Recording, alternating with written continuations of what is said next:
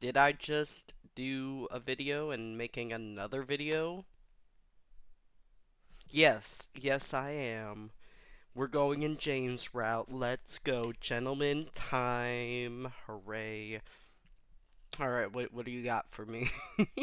James and I headed out to the garden. It had been years since I've been in the small field. The gazebo was smaller than I remember, but I have grown since the last time I seen it. James rolled up his sleeves and took a breath in the air before sighing contently. So, we need to cater to the plants and make sure there are no muddy spots in the grass. It may take a while. Are you sure you wish to help me and not the others?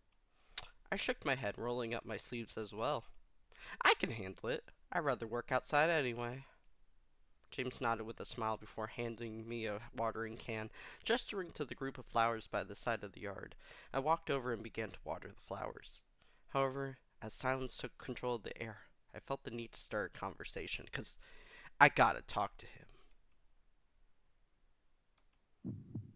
So, do you like flowers? Wow. What a conversation starter. I wanted to smack myself. That was a terrible conversation starter. Yeah, no shit.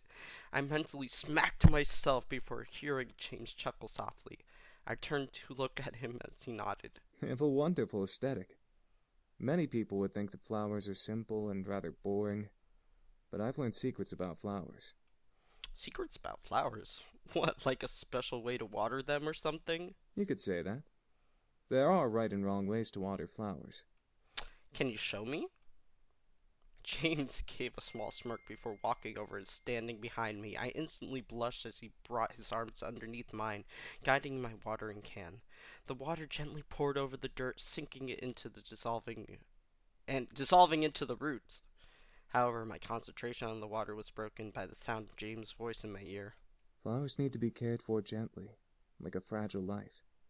Too much power and they'll break, but too little and they'll wither and fade away.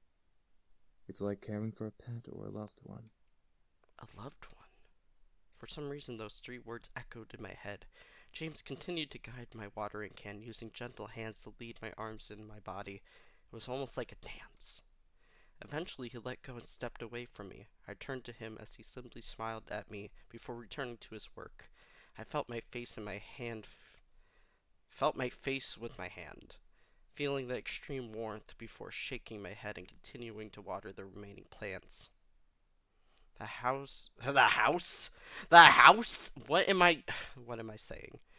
The hour of the house party had arrived. In my mind, I kept double and triple checking the essentials for the party. Knowing my dad, he invited his business partners and executives of the Anderson Company to show me off. I stood in front of the mirror in my room, staring at my form as a million thoughts ran through my mind.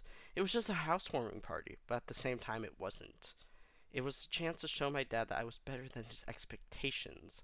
It was a chance for me to see my parents as a woman. It was my test to see if I was really ready to live on my own. Well, not truly alone. I had the incubi to thank. But even so, I didn't have my dad guiding me or my mom helping me through living alone. A knock on my door broke my thoughts, surprising me. Who is it? Hey, are you okay in there? Your parents should be here soon, so you should hurry getting ready. Well, I'm ready, but... But what? I'm sure you look fine, Anderson. Just come on out. Alright. As soon as I... What is wrong with my tongue today? As soon as I opened the door to the hall, I watched as Naomi and Suzu's face turned from smiles to complete awestruck stares. What? Dude, you look hot. Yeah, you look amazing. Where did you get that dress? I had it for a while. I just never had the chance to wear it. I figured I might as well bring it out now. Woo! Okay, they clean up nice. Especially Eric. Oh, but I'm on James' route. Oh, James. Nice. Classy. Gentleman. Mwah! Oh my god. I stepped out of the room and closed my bedroom door behind me. As I walked down the hall to the grand lobby, the incubi stood waiting there for me at the bottom, all dressed in the nines as proper servants. Whoa, they really know how to dress well, don't they? Yeah. was slightly taken aback on how great the boys looked in uniform. Each had the poise of a perfect gentleman. Even Sam. Look at him go.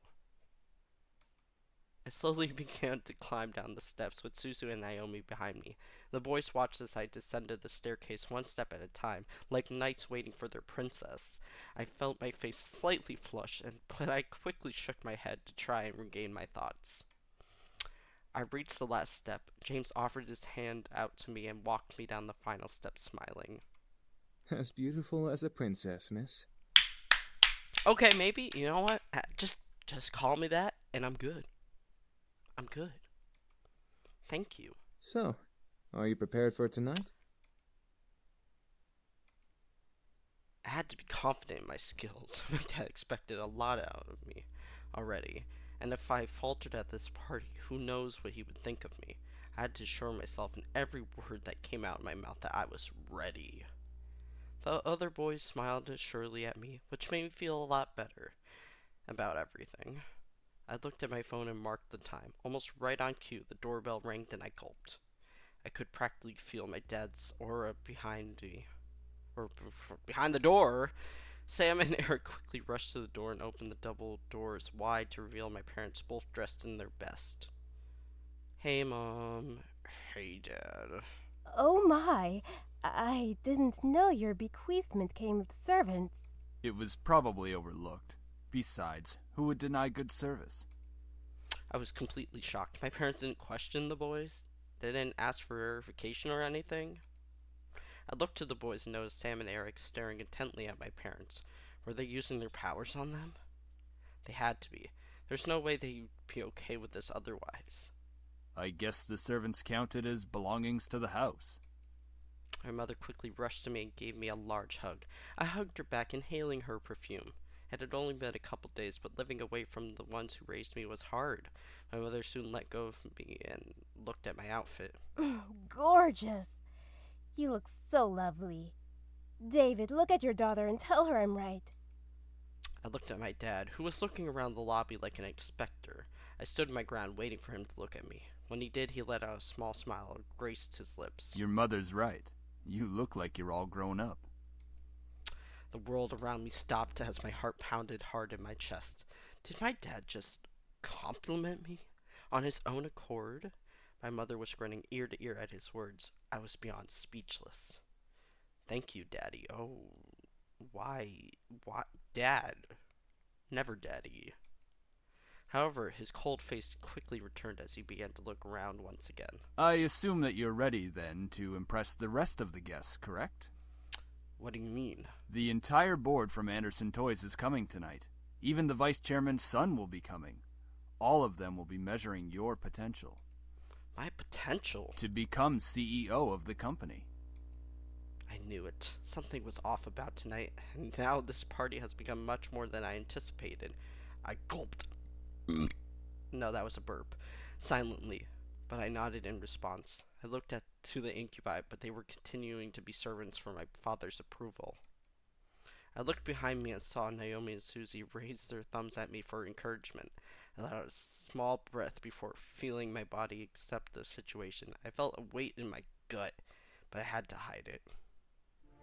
As if time zoomed forward, all of a sudden the main halls of the lobby was full of guests. Men and women in formal or business attire showed up to meet me and see my new home. I didn't expect many to come, but I was once again surprised that night. I shook hands with many officials and executive members, putting on the professional face my dad trained me to have. I felt overwhelmed, but I hid it well behind a small smile and handshake. Many even asked questions. I tried my best to reply as mannerly as possible. I had to remember. Say what they wanted to hear, not what you want to say. So, how do you feel living on your own at such a young age? I'm so sorry about your grandfather passing away. It really hit all of us hard. Do you have college plans?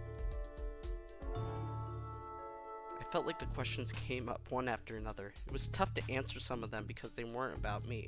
They were about the company. What do you think will happen with the company now that your grandfather has passed? What do you think of the philanthropic policy the company has? Do you think the company should expand from just toys? Eventually, the questions stopped, and I was back to being myself. Naomi and Suzu were mingling in the crowds, and the incubi were doing their jobs, so I was all alone in a room full of strangers. It was unnerving to think about, but at least I wasn't being questioned left and right anymore. Suddenly, though, my mom pushed her way through the crowd to me, bringing along someone I didn't know. Honey, I'd like to introduce you to someone. This kind gentleman is the son of the vice chairman. Hello? With my mother stood a man who looked only a couple years older than me. I smiled and held out his hand to me, silently asking for my hand. He smiled and held out his hand to me, silently asking for my hand. Hi, I'm Andrew Lewis. It's a pleasure to meet you, Miss Anderson. As I placed my hand in his, he raised it to his lips and kissed over my knuckles. I felt my face burn slightly at the gesture. Andrew smiled at me before releasing my hand. I'm honored to be invited here. My mother smiled at both of us, which made me slightly concerned. Why was she excited to introduce me to Andrew? So, you organized this party very well, Miss Anderson. You're welcome. Praise is very much deserved.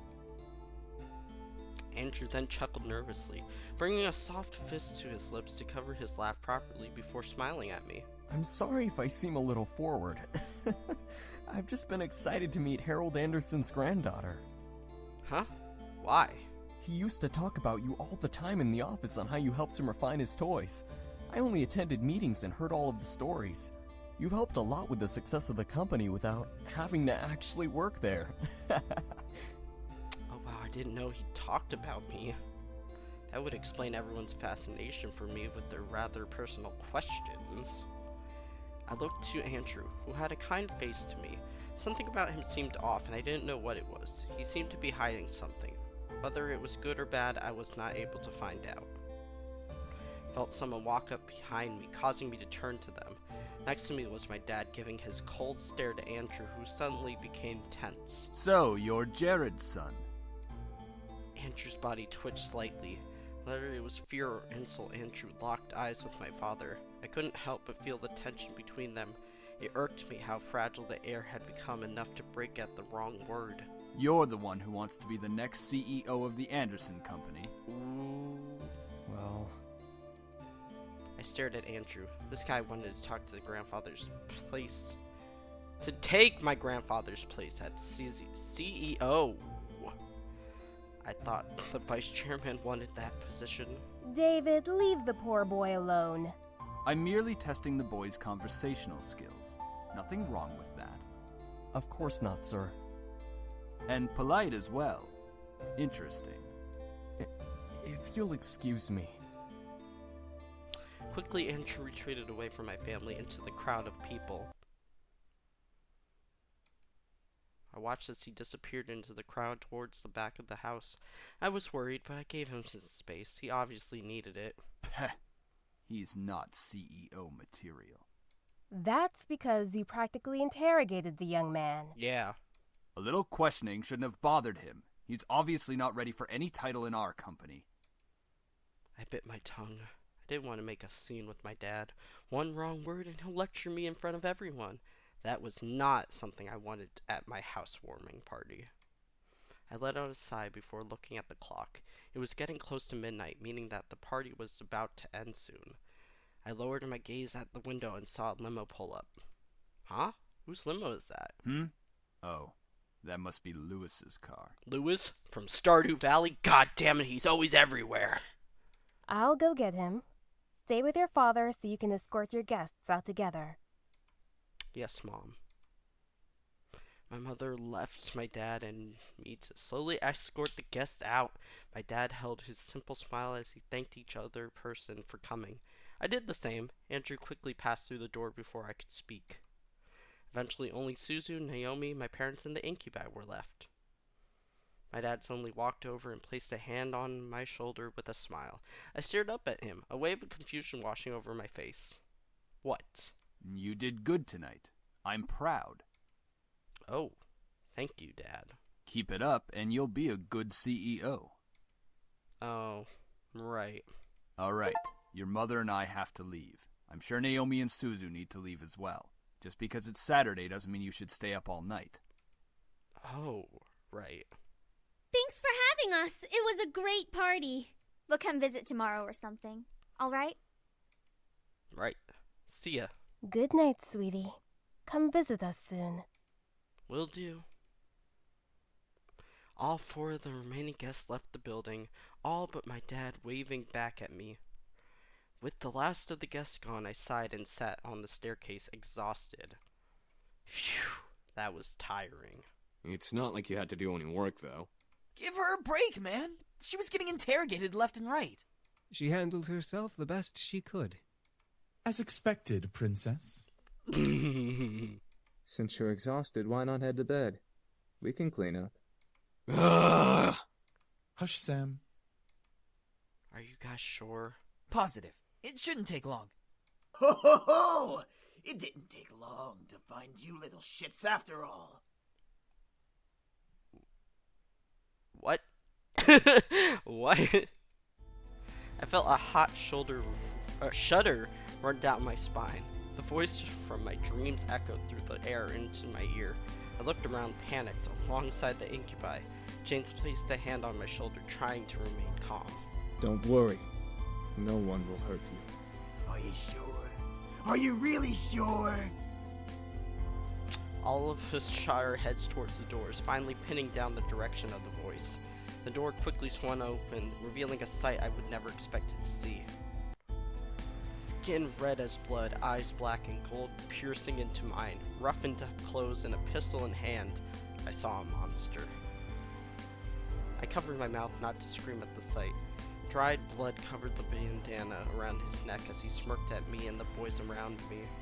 Beside the red-skinned man was a similar-looking woman in matching thug-like clothes. Aw, what's the matter, boys?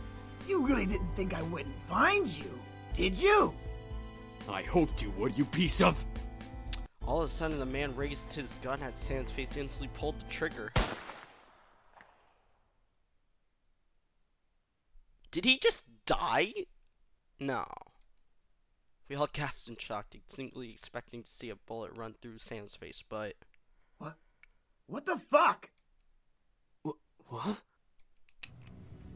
What should have been a headshot ended with a loud but empty blank shot. The pistol echoed its empty shots as the man grew more and more pissed, pulling the trigger over and over in aggravation. Luckily for my ears, it became quieter after its first shot. Why the fuck won't you work? This place is protected. What did you say, Shrimp? This place has a seal, protecting it from hellborn magic. What the fuck is that supposed to mean? The man growled and threw his gun at Sam, who was able to dodge it in time. The pistol bounced off the ground a couple times before sliding further away, hitting the wall in a final stop. As it stopped moving, the gun faded into a black flame that disappeared into the air. The previous owner had this place protected by magic, Malix. Malix. That was his name. His existence resonated in my memory from the dream I had. However, I looked to Matthew in the same confusion as Malik did. This place is protected by magic? Magic? Okay. Yeah. It would seem that your grandfather had some sort of protective barrier around this house. From the looks of it, it only disables hellborn magic. Alex's face grew to that of extreme anger, his fist tightening as he was crushing into a stress ball. Then what's stopping me from dragging your asses out and shooting you then?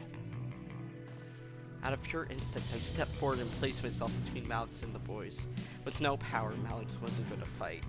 I took the chance to stand up to him instead of being powerless like I was in my dream. Yeah, fuck off. Malix suddenly laughed wildly, staring at me in disbelief. Whoa! Let the bitch out of her cage! What is this? A reverse harem or something?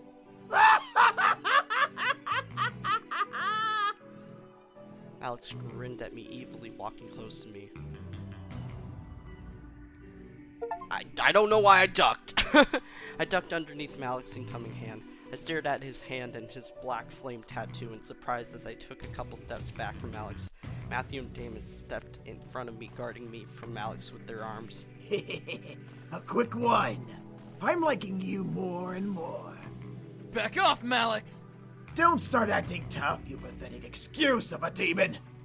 You need more protection than her. Shut up! Oh, did I make little Matthew cry? Why don't you just grow a pair? Enough, Malix. The woman, who had been standing in silence this whole time, planted a firm hand on Malik's shoulder. Malix looked back at her with a growl and a glare that could kill. Since when did you get the guts to speak out of place? We both know you've never controlled me. I want them dead just like you two. But now's not the time. Fuck off! I know what I'm doing. Do you? Even if you did fight them, there's 5 against 2. We never win. Shut up! Let's go, Malix! We're wasting our time! I love her voice acting. I don't even know her name, but she is so good.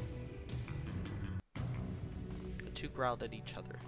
If they could have used their magic, I could sense the fire would glow underneath their teeth.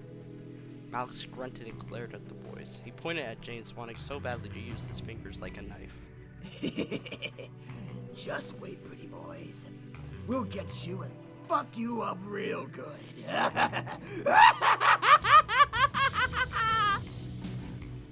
And Malix turned to me, moving his finger to point directly between my eyes.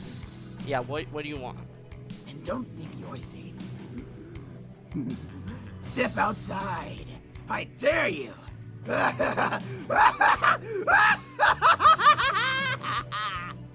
1 minute. You need to chill, my dude. With that, Malix and the boys walked out the mansion. The doors closed behind them, leaving the boys and I alone once again. I felt my knees give out from underneath me, forcing the boys to quickly turn to catch me. Whoa! Are you alright? Yeah. Why was he here? He's been closely tracking us. Our blood trail from the forest must have led him here. We should have stopped him and finished it here. For once, Matthew, I agree with you. I stood up and rubbed my arms, feeling the goosebumps Malik left behind on me. Couldn't stop myself from shivering in fear of his words. Really? We're gonna let this frickin' little demon scare us? What? Bruh. Malik, he was a demon? That son of a bitch is not a demon. He's a devil. Oh, so we let the devil scare us. Oh, okay. A devil? There's a difference? Yes. Demons come from a different plane of existence called the Abyssal Planes. Devils, however, come from one of the 7 circles of a place humans know as hell. Despite us not being human, we are very different creatures. We actually have brains, for one. Devils always like to cause trouble and try to kill or torture others for their own enjoyment. Demons, like us, know when to use our powers and when not to. We're not stupid. Devils follow orders from higher-ups in their order, and their power only comes from their connection to hell. Demons all have free wills and don't rely on where they came from to use their powers. This is all so confusing. Demons and devils and magic all existed and I happened to land in the middle of it? What do we do? You're safe. You've been protected as well. What? What Damien's saying is that the magic that protects this place also protects you. Your grandfather must have cast it when you last saw him or something of that nature. We can sense its aura around your body. I couldn't believe my ears. It was the 3rd day of surprises, and this one takes the cake in being the most surprising. I felt my head spins once again. What did I get myself into? Miss, please don't worry. We'll find a way to train ourselves and become stronger to finally finish this feud. I'm gonna kick his ass right now! Until then, we'll protect you as much as we can. If Malix comes back, we'll be here for you. Oh, see, he cares. He cares. Not saying you don't care. I promise. You're fine. But what about going outside? Won't he? Like we said, you have a protection spell on you. Even if Malix attacks you, he won't be able to use his magic on you. he'd be just like any other human you can fight back against. Didn't you say you knew Taekwondo? I butchered that one. I butchered that word. Well, yeah. I felt somewhat relieved that I was mostly safe from Alex. Still, I could not help but be very nervous and apprehensive about the future. The boys were safe here to train and become stronger, but what if Malik did the same? Even more so, I was lost about how my grandfather knew about magic. I had to find out. At least I had time. I went to bed that night feeling nervous. Great. Despite the words of the incubi, I felt like a target to something I'd never been able to explain or prove. Magic, devils, demons. How did this even happen? Should I really meddle with this situation? They are only staying until after they defeat Malik. That's right. They said they'd only stay until after they defeated Malik. After that, my life could go back to normal. Temporarily insanity, as Kay would say. The question was then, would I want them to leave? If my life went back to normal, then I'd have to care for the house all on my own. I'd get to focus on my life instead of being distracted by the boys. I'd have to. My life. Where was my life going? I was under pressure from my parents, with only my friends and the boys to comfort me. Without the boys, I had no way to hide from my responsibilities. Enough. Let's just sleep and deal with this tomorrow when it comes. Defeating my sense of thought, I forced myself to sleep, unsure of what tomorrow had planned for me. Hopefully, whatever the future had for me, I would be ready for it. I promise to be with you forever. You're so important to me. I swear I'll give my life to you. Please, let me love you.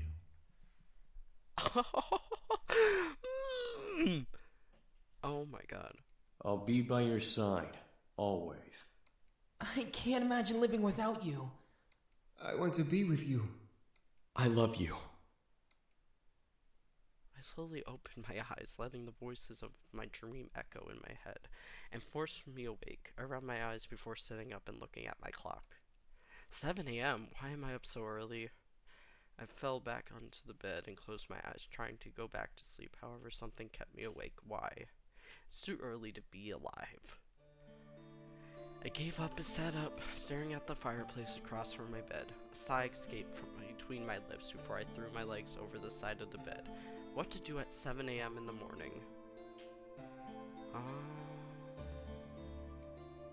I decided it was a good idea to wander around the house. I never really explored it much as a child, so there were bound to be new surprises. Well, come on, feet, let's go on an adventure. I stood and exited my room, hoping that the boys were still asleep. I began to wander the halls on the end of the house, opening each door to find what room each door led to. Okay, we have to end it there, because I don't know if you're hearing what's outside the door. What even is that? Oh my god, it's probably a vacuum. Okay. So we'll end it here. We didn't get killed, but Malix wants to kill us, so that's great.